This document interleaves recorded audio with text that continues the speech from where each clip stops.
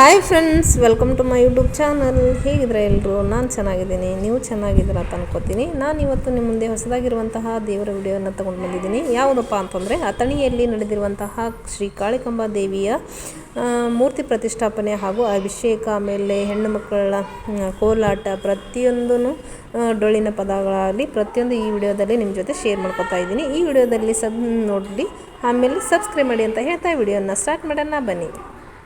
Start ಮಾಡೋಕ್ಕಿಂತ ಮುಂಚೆ ನನ್ನ ಚಾನಲನ್ನು ಇನ್ನೂ ಯಾರು ಸಬ್ಸ್ಕ್ರೈಬ್ ಆಗಿದ್ದಿಲ್ಲ ಅಂದರೆ ಸಬ್ಸ್ಕ್ರೈಬ್ ಮಾಡ್ಕೊಳ್ಳಿ. ಹಾಗೆ ವಿಡಿಯೋನ ಇಷ್ಟ ಆದರೆ ಲೈಕ್ ಮಾಡಿ, ಶೇರ್ ಮಾಡಿ, ಹಾಗೆ ಕಮೆಂಟ್ ಮಾಡಿ. ಈ ವಿಡಿಯೋನ ನಿಮ್ಮ ಫ್ಯಾಮಿಲಿ ಫ್ರೆಂಡ್ ಜೊತೆ ಶೇರ್ ಮಾಡ್ಕೊಳ್ಳಿ ಅಂತ ಹೇಳ್ತಾ ವಿಡಿಯೋನ ಸ್ಟಾರ್ಟ್ ಮಾಡೋಣ. ಇವಾಗ ನೋಡಿ, ದೇವರ ವಿಗ್ರಹವನ್ನು ಈ ಥರ ರೆಡಿ ಮಾಡಿದರು. ತುಂಬಾ ಚೆನ್ನಾಗಿತ್ತು. ಜಾತ್ರೆ ಕೂಡ ಅಷ್ಟೇ ವಿಜೃಂಭಣೆಯಿಂದ ನಡೆಯಿತು. ಆಮೇಲೆ ಇದು 50 ವರ್ಷದ ಜಾತ್ರೆ ಇರೋದರಿಂದ ತುಂಬಾ ವಿಜೃಂಭಣೆಯಿಂದ ಮಾಡಿತು. ಆಮೇಲೆ ಎಲ್ಲ ಹೆಣ್ಮಕ್ಕಳ ಫಂಕ್ಷನ್ಸ್ಗಳನ್ನು ತುಂಬಾ ಚೆನ್ನಾಗಿ ನಡೀತು ಅಂತ ಹೇಳ್ತಾ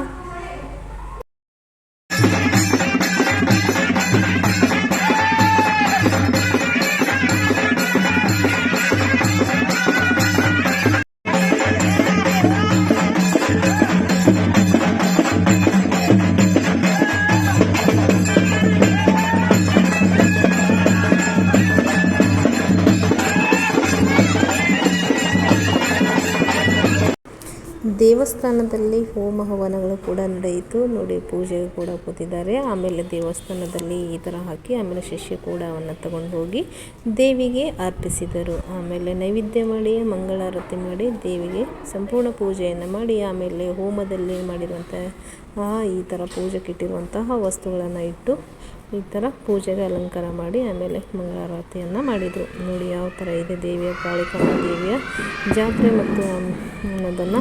ಆಮೇಲೆ ಸ್ತೋತ್ರಗಳನ್ನು ಹೇಳಿ ನಂತರ ಪೂಜೆಯನ್ನು ಮಾಡಿದರು. ನೋಡಿ ಈ ಥರ ಇದೆ ಅಥಣಿ ದೇವಿಯ ಕಾಳಿಕಾಂಬಾ ಪೂಜೆಯನ್ನು ತುಂಬ ವಿಜೃಂಭಣೆಯಿಂದ ಮಾಡಿ ಪೂಜೆಯನ್ನು ಸಲ್ಲಿಸಿದರು. ನೋಡಿ ಯಾವ ಥರ ಜನ ಎಲ್ಲ ಸೇರಿದರು ಹೋಮದ ಮಾಡುವಾಗ ಅಂತ.